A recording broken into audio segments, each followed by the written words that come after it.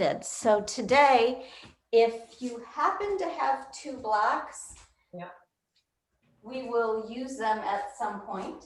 We'll actually use the first one a little bit early on once we're done with our warm-up. And I'm going to use 5-pound weights today. My 5-pound weights look really big, but it's just the silliness of what I got at TJ Maxx. You can use 2-pound weights if you want. We'll be doing some overhead pressing, so people usually need to know that the weight will go over your head. You can have a separate weight because we will be doing some squatting holding a weight, and that could be a heavier weight. And it's totally up to you, sorting out what works best for you. And because I weightlifted yesterday, I'm not going to go and grab a 20-pound weight for my squats. So if for a flow like this, I do keep the weights, under 10 pounds because it's a lot nicer for the flow. So let's get warmed up. And the first thing we're going to do is standing. And as you stand here, we're just going to center into our body and this experience, and my eyes are at half mast, and I'm just sort of feeling the weight on my feet, noticing that it's a little more weight towards my heels. My toes don't feel a lot of pressure. I can actually pick them up and wiggle them a little bit. And then I notice my breathing, and that when I inhale, I feel my lungs expand. When I exhale, the air travels up and out my body. And so my vision on my inhales is that my rib cage is a 360-degree cylinder, and that it's just filling and expanding in all directions. And I'm standing up against gravity, and I'm not thinking about expanding into my belly because that shape change will happen after the air gets through my lungs.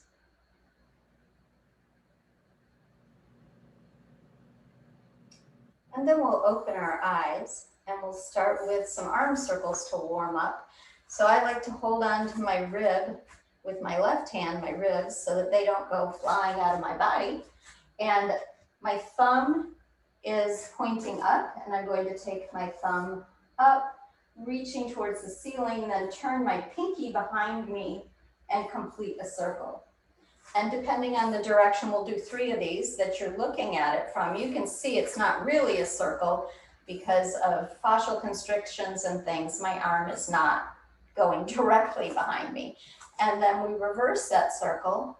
Pinky leads, then you turn and you come down with the thumb in front of you. So the pinky goes behind you. You have to turn your hand and you come down. And one more time, pinky behind you and turning. And so the idea, we'll switch sides, is that we're not looking for a big twist in the rib cage. We're looking just for what your arm bone can do in the socket, and realizing that all that fascia is connected, and sometimes we can do more or less depending on the day, but we're just going to leave it to our arm in the socket to do the transitions and not our rib cage or our low back.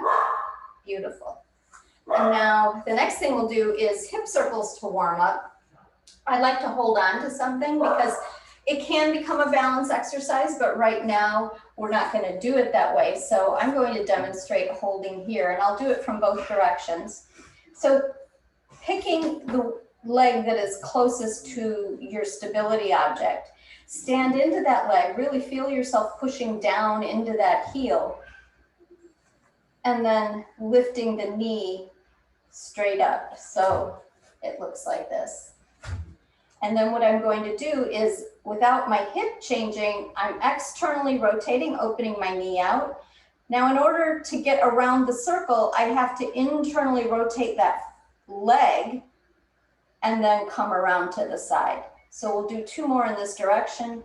We come in front of us, we go out to the side, we tip the knee down and the heel up so that we can internally rotate the leg and come around. And one more time. And we're just noticing how the rest of our body wants to compensate and help. And then we kick behind us, externally rotate and come around. And you'll probably find that this one feels a little bit easier, and that's in part because there's not internal rotation going on there. Good.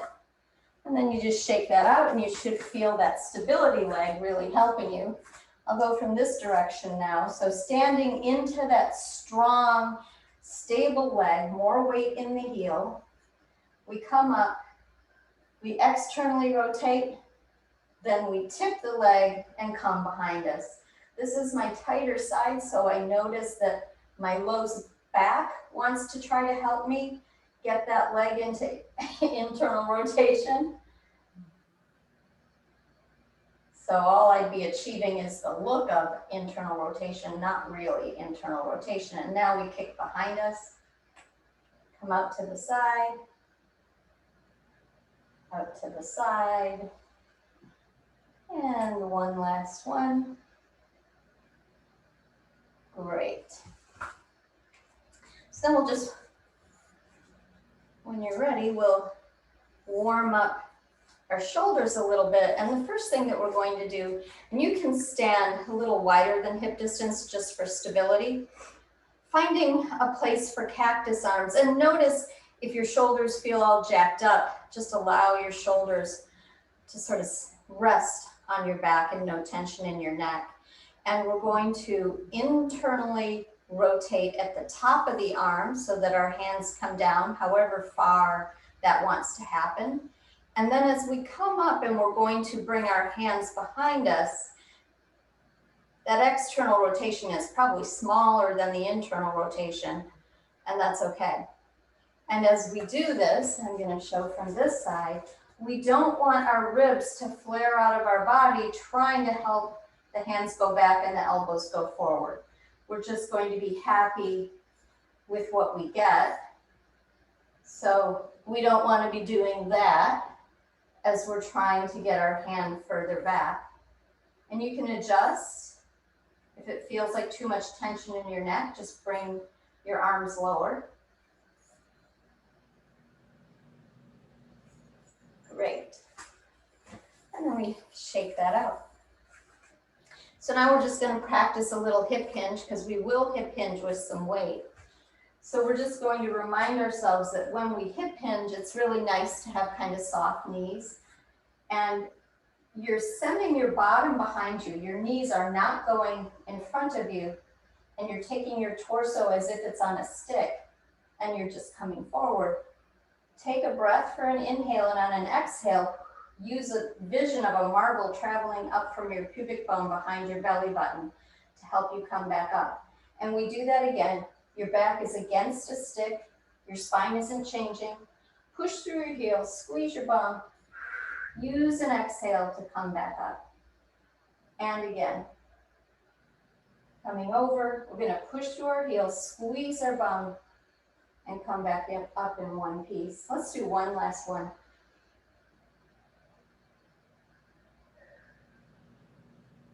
Good. That's great. Now we're going to take our, well, actually, we're not going to use the slider yet. Sorry. I got myself ahead of myself. So we're going to take our block and we're going to, I need you guys to be able to see my feet a little bit better. Hold on one second, just for now. So you won't see my whole head. So what we're going to do is we're going to put our right leg as a kickstand. So it looks like this. Yeah. So what we're doing is imagining that we're doing a single leg hinge, but we actually still have a kickstand today. So my bum is going back, my back is on a stick, and I'm coming down, and maybe you can drop the block, pick it up with the other hand, and come back up. And then we'll switch so that the other leg has a kickstand. Again, it's a hip hinge, your back is on a stick. You bring it down, you switch hands, and you come back up. Kickstand the original leg, hinge over, pick it up with the other hand, and come back up. Kickstanding, I'm on my left leg now. Hinging over, bum goes back. Switch hands, use an exhale to come back up. So the key, we're now kickstanding our right leg. The key is that hip hinge and that exhale to come back up. Great, so hopefully that felt like I got it, everything's cool. I'm not gonna worry too much about my core, but if you have feelings going on in your low back, just let me know. So I'm standing so that you can't see my head, but the goal is for you to see my feet. I'm actually going to give you a little more foot right now. So what we're going to do is use this same idea of this standing leg being a strong and stable leg. And we're just going to take a little hip hinge. So notice I'm on that stick again. I've got a little hip hinge. For me personally, I'm going to put both hands on my hips to just make sure my hips stay in one place. My ribs are in my body, and I'm going back and coming forward again. And I'm noticing the stability that I need in the side of my left hip. I don't want my left hip to start going out to the side. And we're doing 8 of these. So hopefully you feel that side hip working, a little bit of the hamstring on that back leg. The calf on the back leg is now starting to feel it.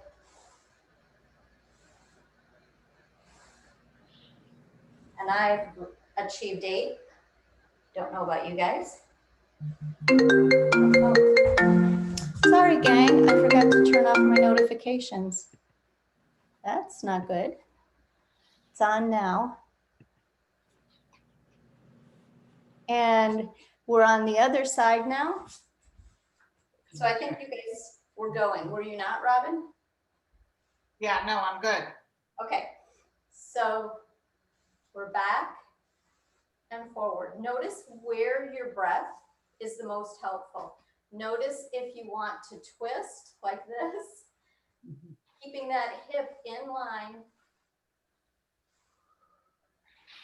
Don't let that standing knee all of a sudden becoming more and more forward. Feel that? Yeah, we're out to the side. Yeah. This is not easy work.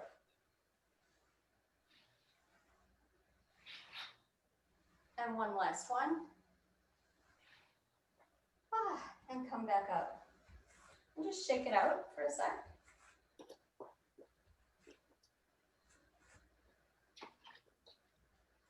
Good. So we are going to come down onto our forearms and knees, but you're still going to need your little slider. So we're just going to warm up your inner thigh. Okay. So what will happen is your left knee, for instance, might be on your mat or your pillow. I'm not going to be on it. And your right knee has the little slider underneath of it. So remembering that we want to push into the palms of our hands and have our shoulder blades be nice and broad on our back, and our elbow pits should be facing the same direction as our fingers.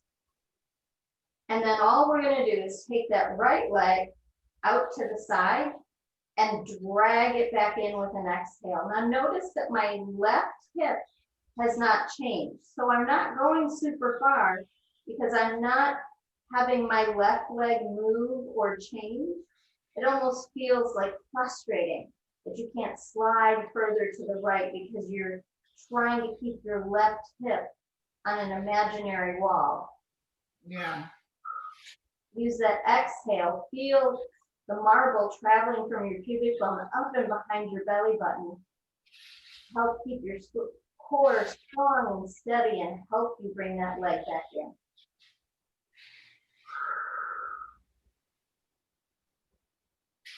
And you're going to do one more. And then you can take a break for a second. Kick out your wrists.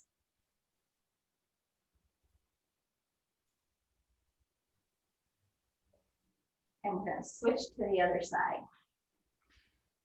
So again, the goal is my standing hip is against the wall. I'm not going to change it. My elbow pits are facing forward. I pressed into my hands, so I'm not in a lazy position. I'm really strong and steady up top. And I let that left leg go out to the side and I drag it back in. So I'm using an exhale and a marble traveling up to come back in. Feeling that core strategy.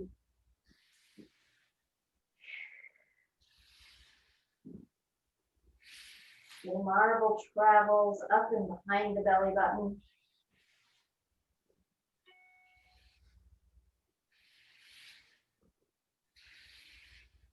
Two more. Feeling strong in your shoulders. You haven't collapsed yet. Excellent. And then you'll shake that out. Last little bit of your warm up. I'm going to suggest that you sort of play with what you want to do. We're going to eventually use these blocks when we do a little plank, but right now this warm up, we're just going to have a little prep. So we're going to come down to the ground from our knees. So this is just a prep. We won't use the blocks yet. Just want you to put those elbow pits facing forward so they're going the same directions as your fingers. And you're just slowly going to come to the ground. And once you're at the ground, if you can rest your forehead on the ground and there's still space for you to breathe, that would be great. And we're just going to play with what our shoulder blades do when we press back up, but we are not going to press back up right now. So I want you to inhale, and on your exhale, long and slow, as long an exhale as you possibly can, think about that marble traveling from your pubic bone up and behind your belly button as you press your pubic bone into the mat. And hopefully you feel your core engaged there. And you inhale into the sides and backs of your lungs again. And one more time, you just practice exhaling. Long, long, long, long, long exhale. Feeling your body naturally, reflexively activate your core. And you feel your belly kind of move, if not physically, energetically, when you kind of feel. And on the next exhale, we're not lifting anything other than our hands. So almost like a little Cobra without the head lifting, just your hands are lifting and you feel your nice shoulder blade muscles retracting on your back and holding your hands up. And then you come back down and you let that go. Let all the tension go. You can even wiggle your bum.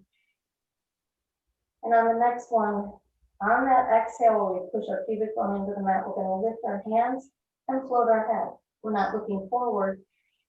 We're just floating that head, staying in neutral, feeling our core activating even more, and come back down. And one more time like that, your feet, tops of your feet press into the mat, your pubic bone presses into the mat. On your exhale, your hands, your head, and your shoulders lift, and you're still looking at the floor. And then we come back. And depending on whether you have spinal issues or not, you can press back to seated, or you can come up in a half plank. So if you press back to seated, you're sort of pressing back to a child's pose, if that's okay for your spine.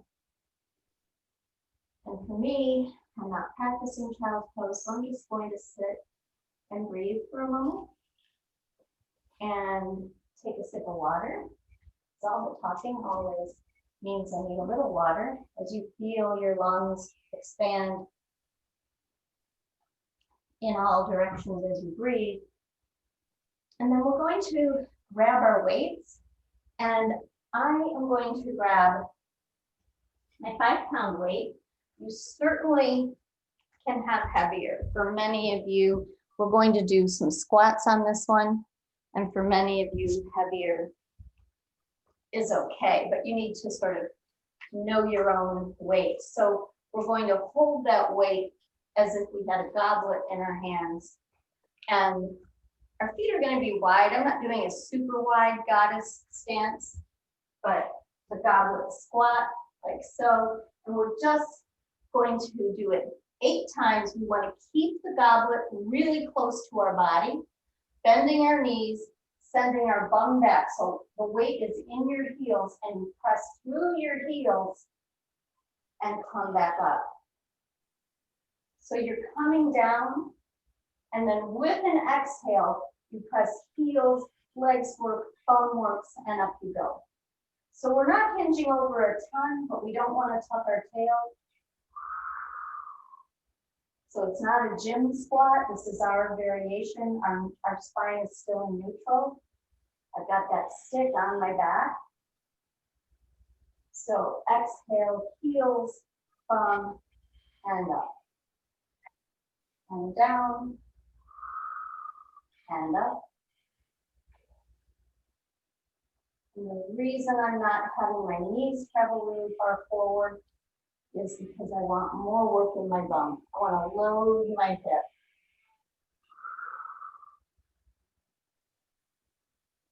And of course, I'm talking so much I didn't count. One more. Good, thank you.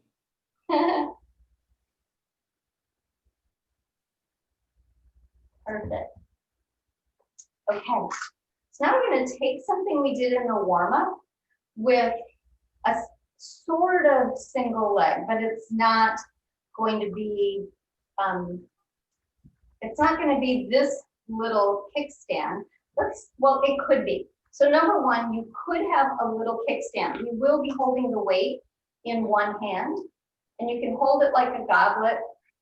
You could cup it like so. Whatever works for you, you can hold it like this or something different. Maybe I'll hold it like this. So you can be in a kickstand, or if you want, you could extend that leg in front of you. So if you extend the leg in front of you, it looks like this. We're going to do a hip hinge again. Keep it really small for starters. Keep the weight really close to you. And come back up. So you have to think about the fact that what I'm doing here is almost like a single leg deadlift. The foot is in front of me, not behind me. But I'm thinking about how all of the power is happening, in my case, in the left leg.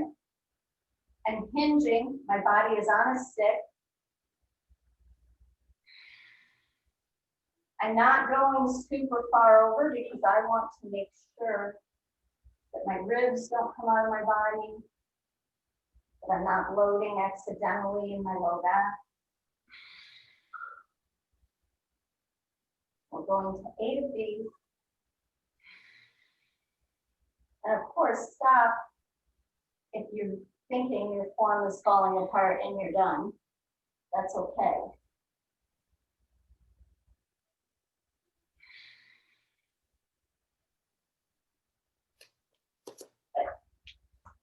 So then shake it out.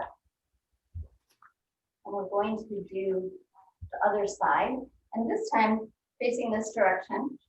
So I've got my foot in front of me again, noticing that this isn't my more stable balancing leg. And you probably will see that I'll be working on keeping my hip from swaying out to the side. So let's get started. Remembering that standing leg knee can be soft. It does not need to be entirely straight. Always using the exhale to come up because you need that core to really be working for you. You're inhaling over and exhaling up. Inhaling over, exhaling up. Checking in with that side hip, that it hasn't gone way out to the side. that when you're coming back up, your core is really helping you. That marble is traveling up. You feel the entire inner core working to keep you stable, and that includes your back muscles.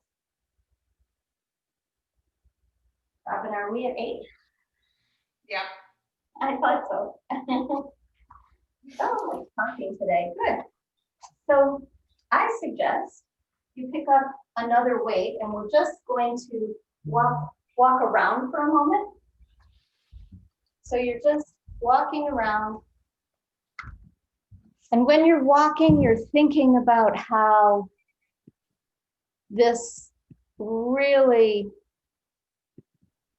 is just a natural gait of walking. So you don't have super heavy weights. You can let your arms move a little bit like when you're walking.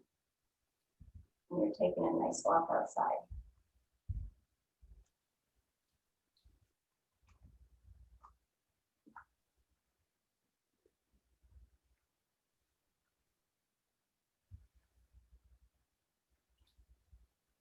And then it's going to be up to you as you come back to the middle as to whether you want to squat again with one weight or 2.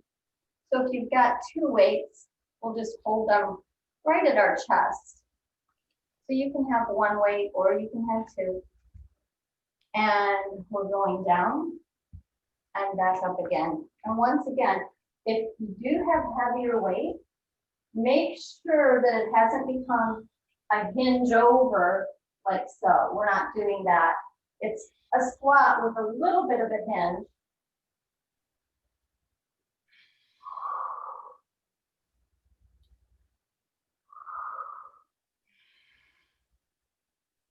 Pushing through the heels. Feeling your bum. 2 more.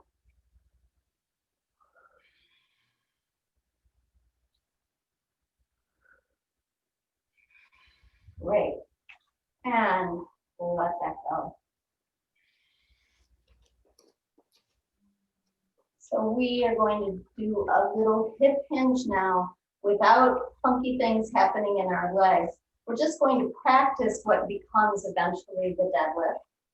So I'm going to suggest we do 1 weight, just because it's easier for me to know that your arms are doing what we want them to be doing.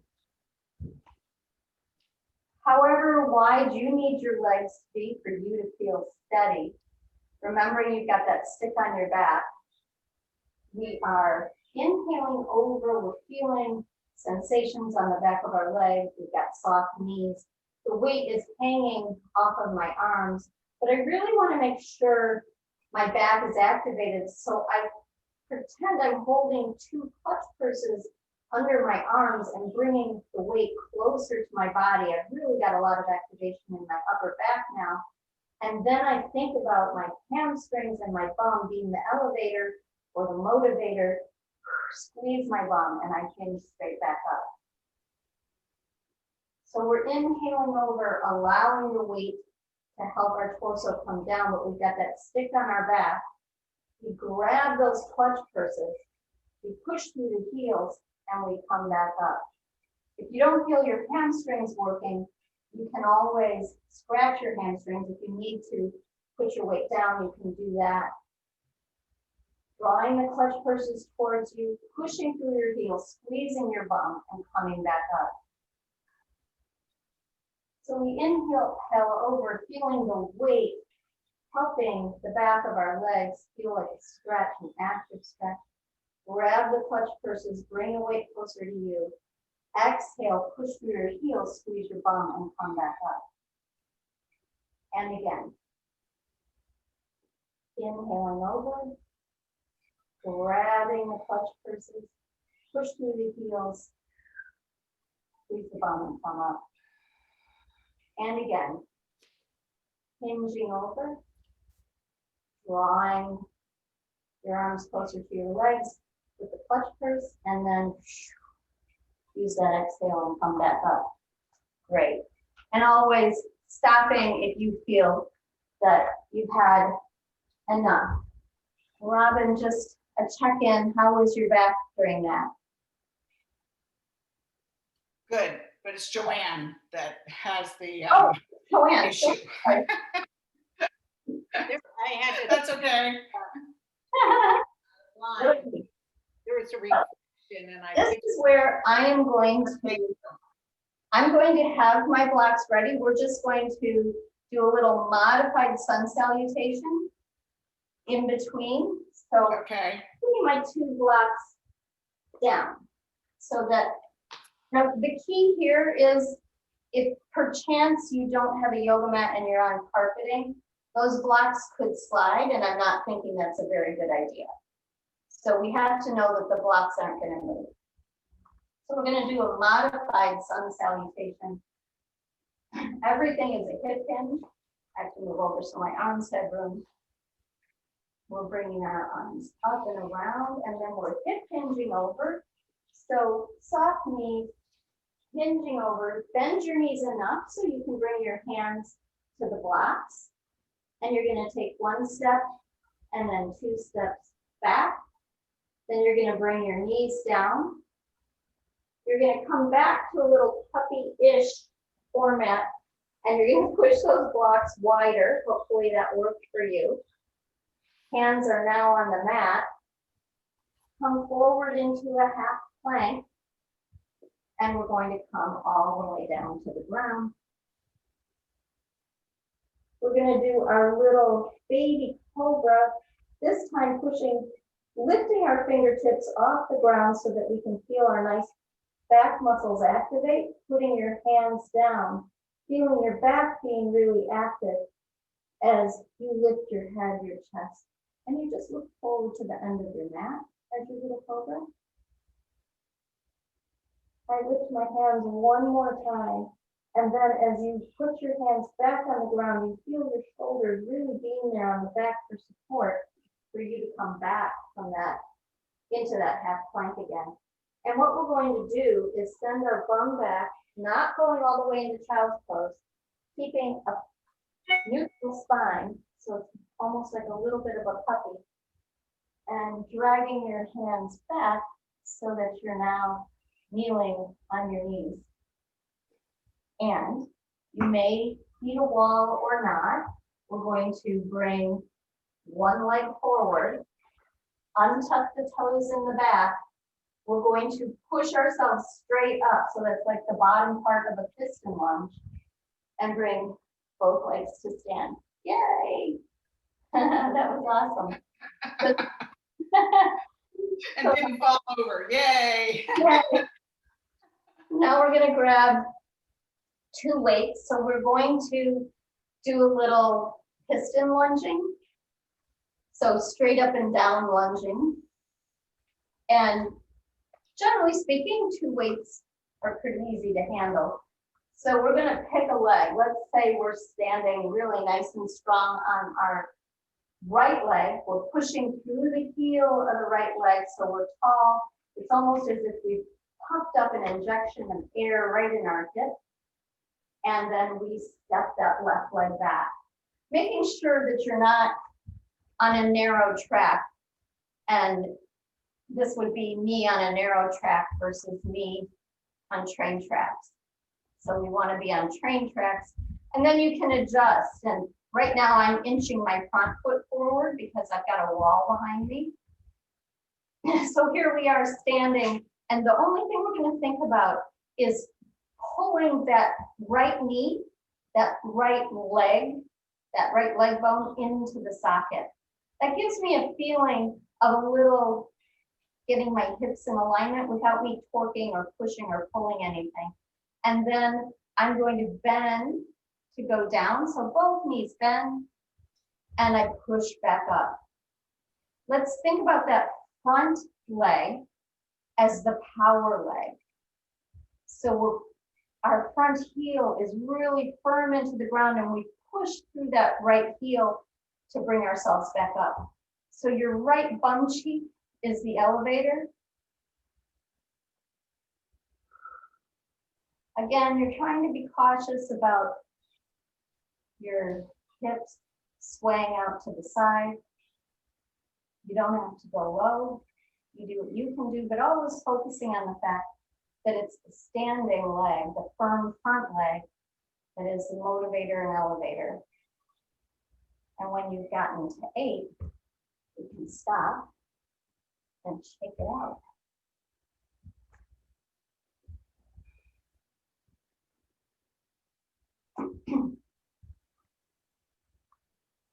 And everybody goes at a different pace, so we just wait on it. And then we switch to the other side. So I'll do it facing this direction for starters.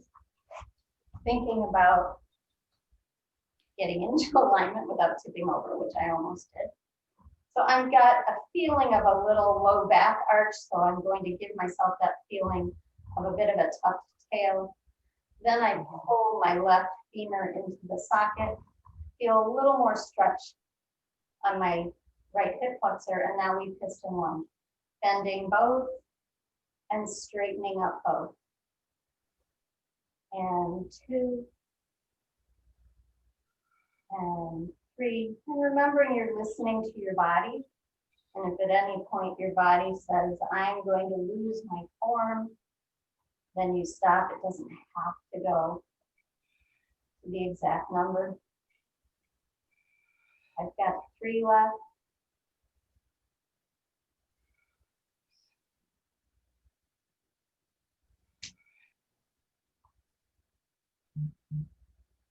Excellent. And then I want you guys to take a walk around. And sadly, for some reason, my battery is running low. Hey, Phil, can you bring me my battery cord? Sorry for the interruption, gang. That's all right. Not sure. We're walking, so. Good. Walk around. Interrupted. It's always great to walk with your weights and notice how it changes your gait and how your walking is going.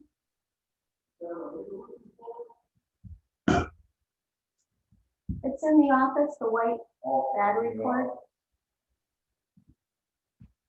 So if for some reason my battery were to die, I would dial back in. So take a sip of water. And we are going to interrupt our piston lunges with another sun salutation.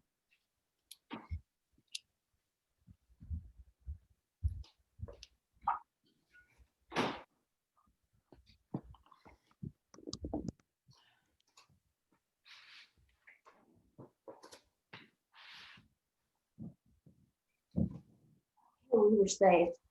All right.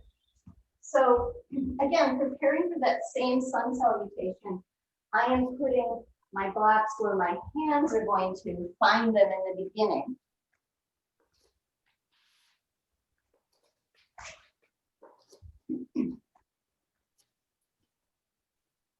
So my arms go up and around, and I hinge over, bending my knees enough until I can find those blocks. Then using my other leg to step back. Pushing through the heels of my hands, feeling my shoulder blades broad on my back. Bringing my knees to the floor. And then I'm just going to slide my blocks wider, put my hands down on the floor, and trying to keep a stable stick on my back so that my head doesn't come down before my chest or my belly. Breathing here for a moment. Inhaling, and on your exhale, we're just going to lift our hands, pushing our pubic bone into the ground, lifting the hands, and coming back down. And then on the next one, pushing our hands into the ground, feeling our chest roll off and up, and our head and shoulders follow. Bringing our head back down, pushing back towards a puppy. And then for me, it's going to be a lunge to come up because it's a really nice spine-safe way to come up. If you have another spine-safe way to come up, go right ahead and take it. Coming back up and standing at the top of your mat. And we'll grab our weights again because we are going to do another set of those piston lunges. So we'll start with our left foot forward for this round. So left foot forward. And obviously you could step your left foot back. Yeah. Good idea. Making sure you're on train tracks. If you're going to enjoy a challenge, you might just be on the toes of your left foot rather than having your left foot flat on the ground. But that's up to you. Plugging your left femur into your hip socket and finding your bend in both knees and then pressing through that left heel to come back up. So just focusing on left heel, left bum is the elevator back up. And that's free. Remembering that an exhale can help you as you come back up. Remembering to have that image of a teeny tuck in your tail just to keep your spine in neutral. That our ribs are in our body.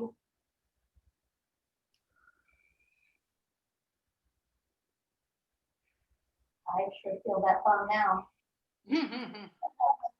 And coming out of it, and definitely shake out. Feel your toes wiggle, your thighs wiggle. And we'll do the opposite side. So finding your neutral, little tuck in my tail helps me achieve my neutral. And plugging my right femur into the socket and then lunging up and down. Again, not focusing so much on the back leg, really thinking about how we've used the non-stable leg as sort of a kickstand. It's really a kickstand back there. And we're pressing from the right heel to the right bum to come up and down.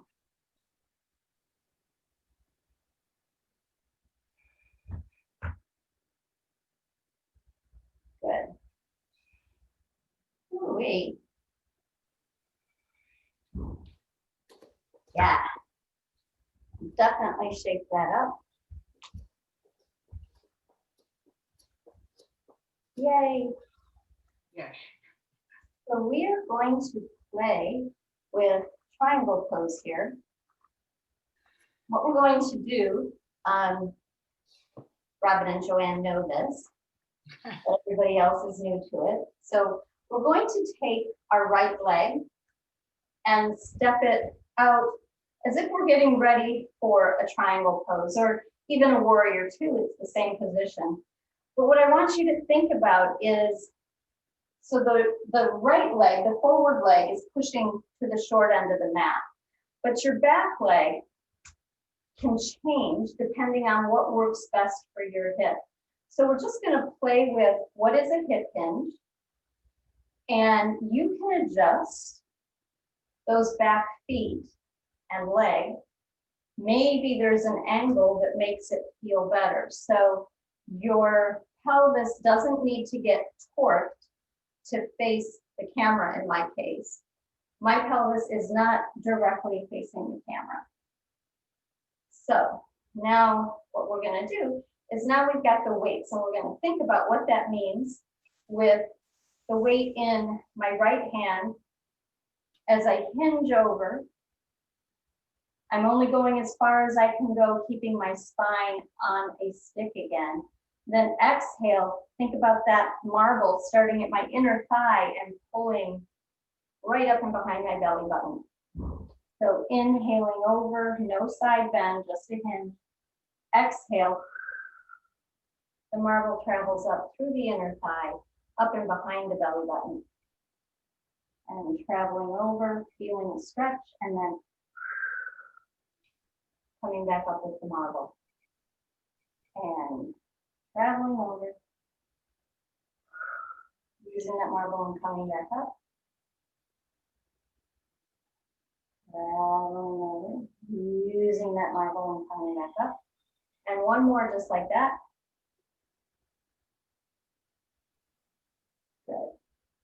Now for the hard part, we're going to see if there's a difference. I'm going to ask you to take the hand that had the weight that was on your right leg side, get rid of that.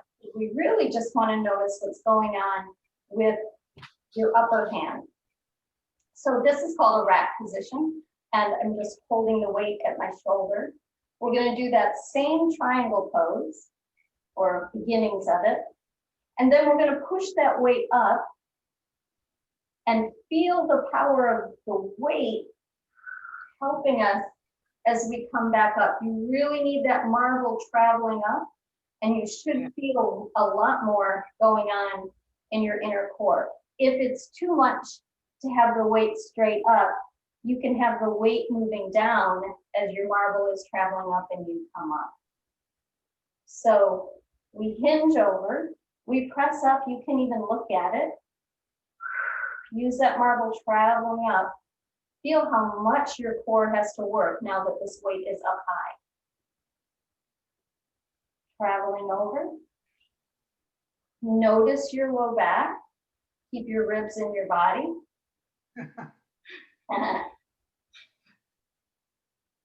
Marble traveling up, ribs in the body. Your core helps you come back up. You have one more in you? Yes. And coming back up. That's good. Awesome. So we're just going to go to the other side rather than doing something in between. So you can have both weights if you want, or just keep the weight that we have in the lower arm. So same thing, let's play with our back foot, figure out, give a couple little hip hinges and figure out exactly how it feels like you've got a good hip hinge and you're not side bending. Okay, so the weight travels down, we feel that stretch. We use the exhale and the marble traveling up, and we come right back up. The weight travels down. Marble traveling from our pubic bone up and behind our belly button helps us bring that weight up. Notice that the same thing applies. You want your ribs in your body as you come back up. So that imaginary stick is going from my head to my tailbone, and I come back up. Hinging over, and come back up. I noticed that when my hinge didn't go as far as I thought it should, I let my head go further. Just to give myself the feeling that I hinged more. I felt that myself. And one more time.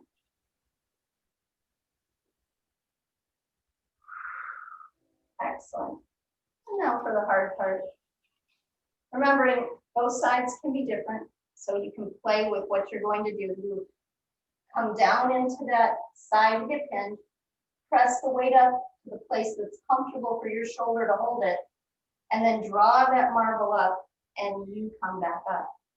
And if for some reason your arm is not happy with that load, you will either change weights, or you can always bring the weight back to your shoulder rather than traveling up the way we just did a moment ago. So this would be the harder version.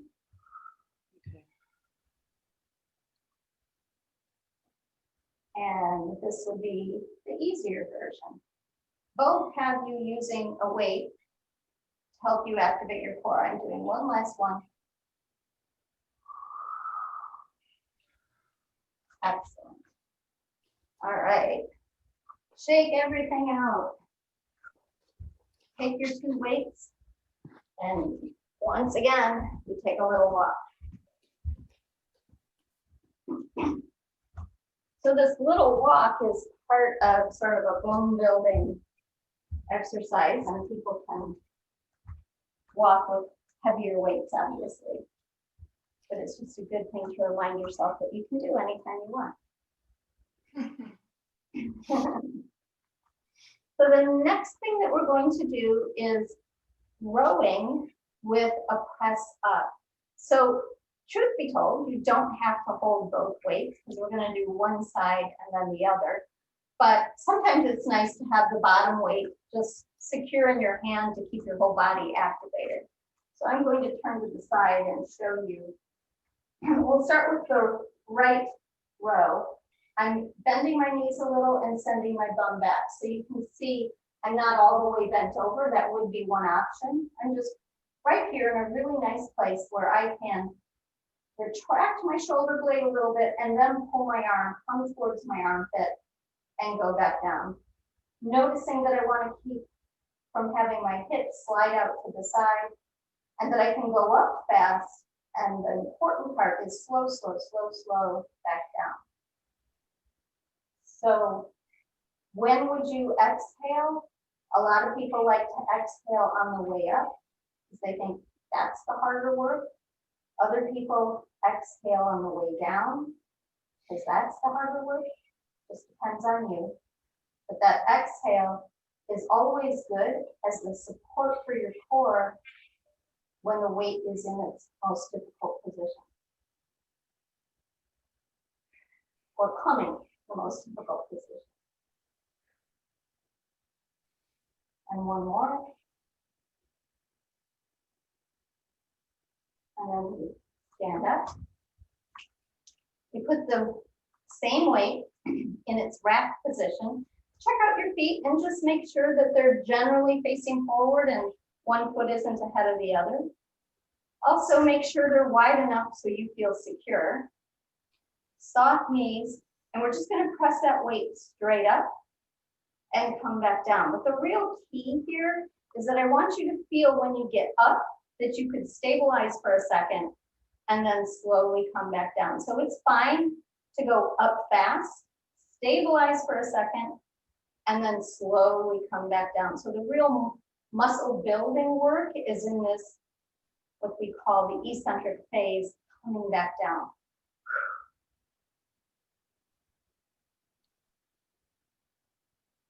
Up, and slow, slow, slow, slow, slow back down. Up, super slow motion down. Up, slow down, and one last one. Up, and slow down. Good. Now hopefully you feel like you can still hold on to that weight while you do the other side. It's so good for your grip to just maintain the hold on that weight. And let's also think about our ribs not coming out of our body when we press up. And then we slowly come back down. So where you press that weight up to will help you figure out how to keep your ribs in your body. For you, it might be that your arm is right next to your ear, or it might not be. Mine is a little in front of my ear, which means I still have work to go on range of motion, but I've got to do what I can do because I don't want to disrupt my core. And if my ribs come out of my body, that's what's happening. We want to be even, so depending on how many we did on the right side, or we want to be vaguely even. Okay. But yep, I was vaguely even right there. If you don't need a wrist or a grip break, we're going to do little heel drops here. So the heel drop means that we go up on our toes a little and then we drop down. So as long as you haven't had spinal fractures, it's okay to go up on your toes and drop down. So thinking about all 5 of your toes being really spread out on the mat. So you're using your whole forefoot as you go up, because you haven't sickled out to the side and you're not on your little toes. And this pounding of the weight in your heels is a great bone promoter. And one more. Good. And then you can walk around. You can put your weights down and grab a sip of water. whatever you need right now.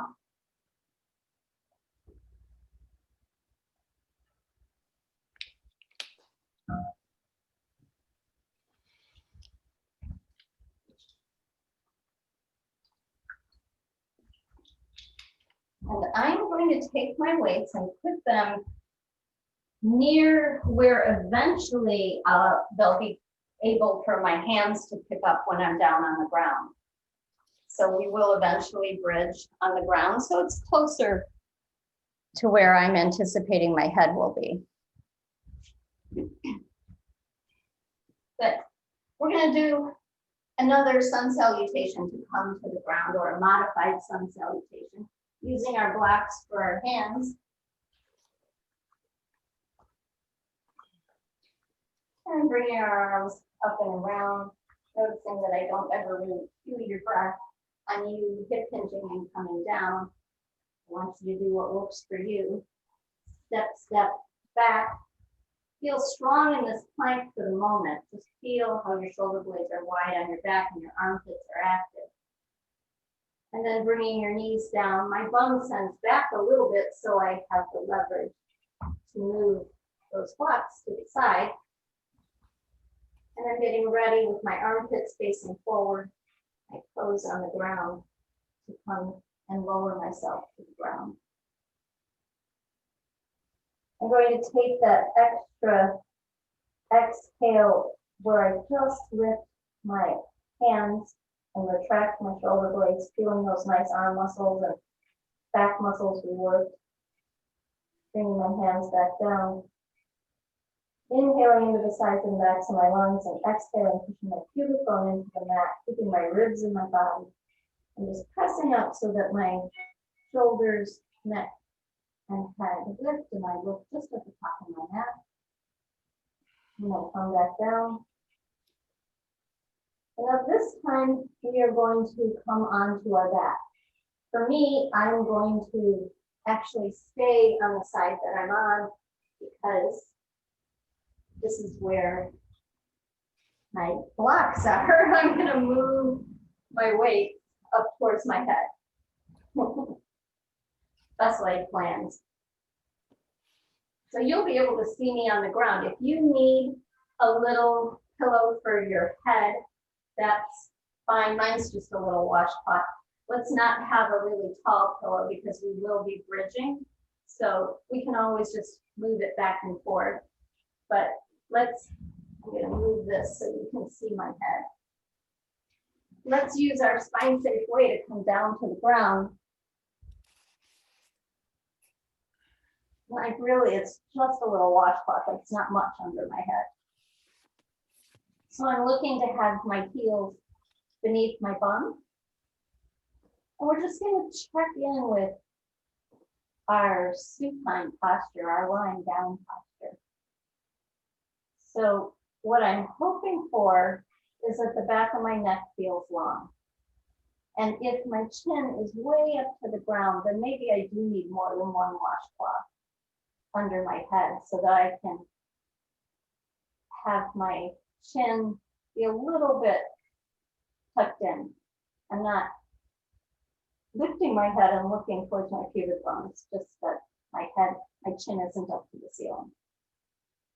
And then inhale and exhale and feel like your shoulders get heavy and your hands turn up to the ceiling. And think about the t-shirt seams, if you have a t-shirt with sleeves, those seams where your sleeve is attached can get closer to the ground. And we notice where our pelvis is on the ground. And we tuck our pubic bone a little towards our tailbone, and then we untuck it. And you go back and forth until you can settle yourself in a position that feels like that hard bone on the back, which is called your sacrum, is settled evenly on the ground. If there's a little space under your low back, and that's just from your natural curve of your spine. There's not a big space, and hopefully your ribs are somewhat in your body right now. And let's just think about as if someone had their hand on your nose and your forehead and just pressed it towards the mat so you can feel your neck contracting a little bit in the front and your neck getting longer in the back. And then you let that go. And you press your head into the mat again. And you let that go. Then you press your shoulders and your head into the mat. And let that go. Good, and now we're going to focus on where our heels are, that they're somewhat close to our bum, so that we can hinge and press up. So we're not articulating, we're pushing through our heels and using our bum as an elevator to come right up. And if you feel your calves, your feet are probably too far away, come back down. And you can adjust your feet. We want to feel our bum more than our hamstrings, so we could lift and scratch our bum a teeny bit. Just get your fingers on your bum so that you know it's there. And then on this next one, we're going to take the seam where our legs meet our pelvis, and that seam in your pants or crease in your pants is going to open up as you press through your heels, squeeze your bum, and lift your pelvis in the air. And your ribs never fly out of your body. So now that we've got that down, we're going to take 1 or 2 weights, totally up to you. It's always easier with 1 because you can sort of rest that 1 weight on your pelvis. Now, if you feel like your knees are really going out to the side or really collapsing in, you'll notice, then stick a block here. If you just want to be preventative, this is great inner thigh work. So I'm going to put the block there just because. So I'm not making myself really squeeze the block. I'm just trying to hold on to it. So with an exhale, we push through our heels, squeeze our bum, and lift our pelvis. And we come back down. So this is a hinge and unhinge, or unhinge and hinge, whichever way you want to look at it.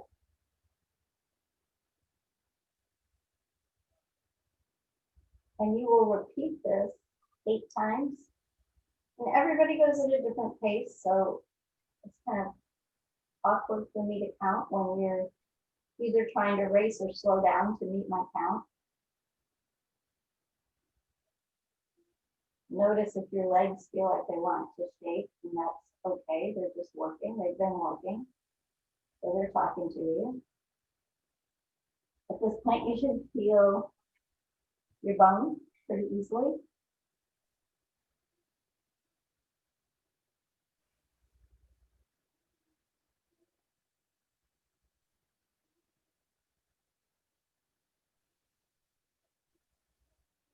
And 1 more. Good. And I'm going to put that weight to the side. And I'm going to take the block out. I'm going to lengthen my left leg along the mat. We are going to lift the left leg. It can come up as high as your knee, no higher, but it doesn't even have to go that high. But what I want to do is think about how your pelvis feels right now. Do you feel like you're tilting towards that left leg that's become long? See if you can get the pelvis to be facing up to the ceiling. We're going to inhale and use that exhale and marble traveling up so that as we lift the leg, we're trying to keep our pelvis from tipping and tilting. And then we slowly come back down. Let's flex the leg. We could be feeling a shaking. We've done a lot of work on our leg. So you don't have to go any higher than you want to today. Notice if you're really pushing hard into your right leg. Can you use that exhale in your core stabilization and not push much into your right leg?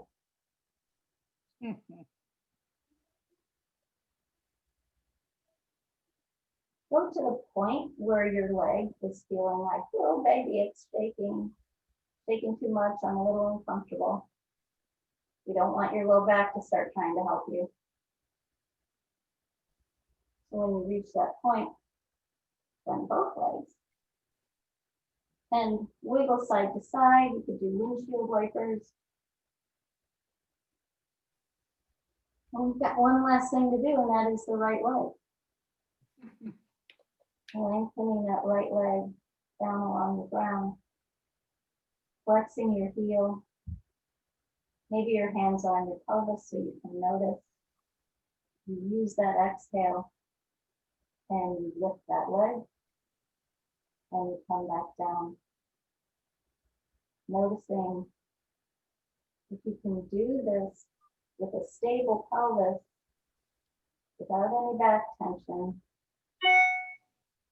while you not press heavily into your left foot. So can your left foot be less of the stabilization, and can that marble traveling up and all those nice core muscles contracting, which does include your back a little bit, can they be the things that keep your pelvis steady? It's funny when you take your left leg out of the picture. Yeah. It is. And then you're like, oh, this is actually a core exercise. Yep.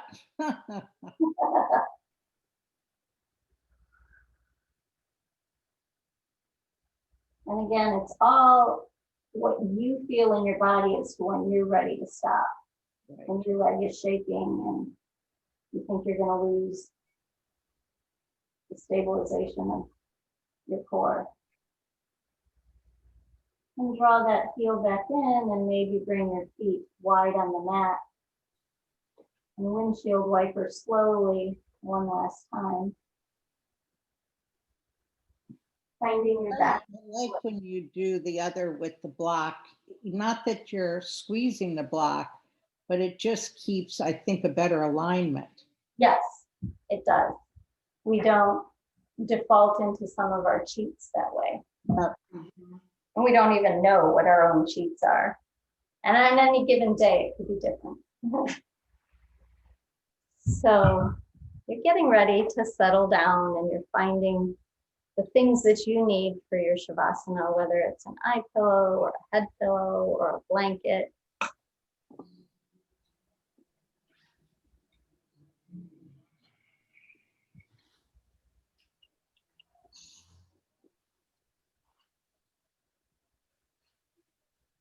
And of course, you can find whatever physical position you like the best, whether your legs are straight, whether you have a prop under your knees. And you just start noticing your breath. And then starting at the top of your head, we're going to feel relaxation. So you imagine that all the little hair follicles are letting go, not tensely holding on to our hair. Your head just feels heavy as if the skin melts towards the back of your skull. And you notice your forehead and your eyebrows feel like warm butter, just melting into your hair.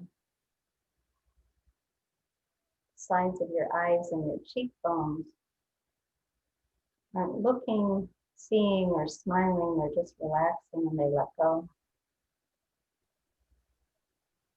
All of that energy drips towards your ear. And the sides of your nose to your mouth. Everything drips down the side towards your jaw. And your jaw lets go. When your jaw let go, you felt your tongue relax. Maybe your mouth opened a teeny bit. Maybe your jaw near the ear feels easier. And that melting of your jaw up at the ear, and your ear, and your neck just melts right towards the floor. And that warm feeling of melting travels to your collarbones. Your collarbones let go and open. And that causes your shoulder to feel closer to the ground.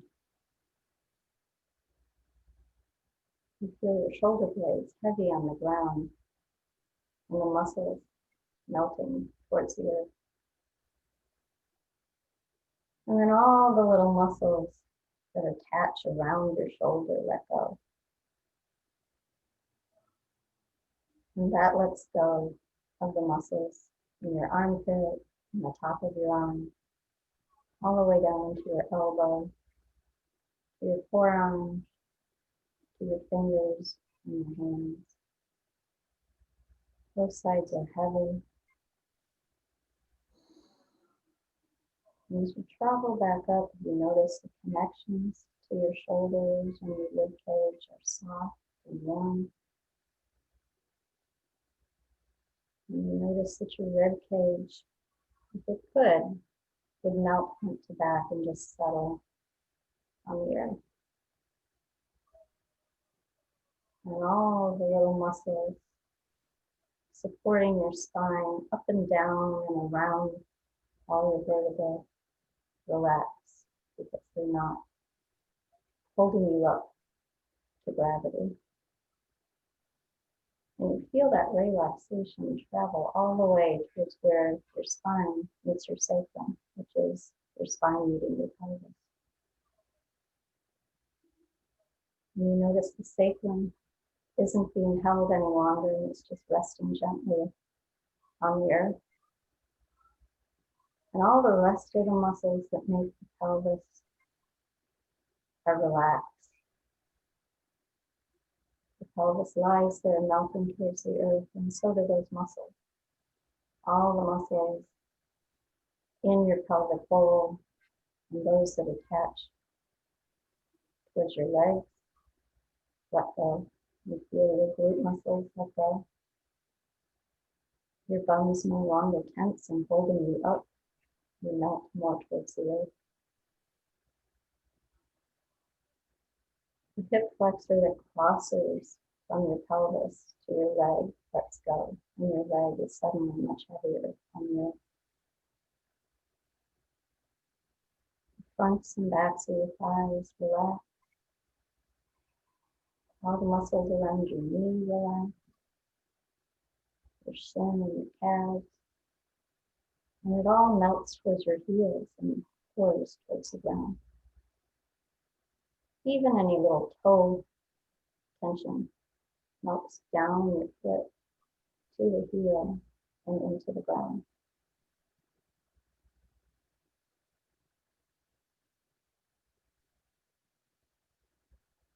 And you breathe.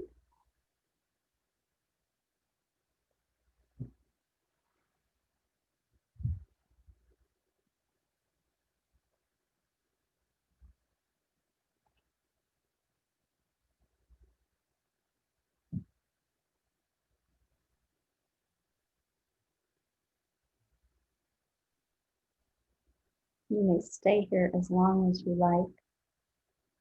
I've used up my hour and 15 minutes. You continue to rest and breathe and let your body float to the earth.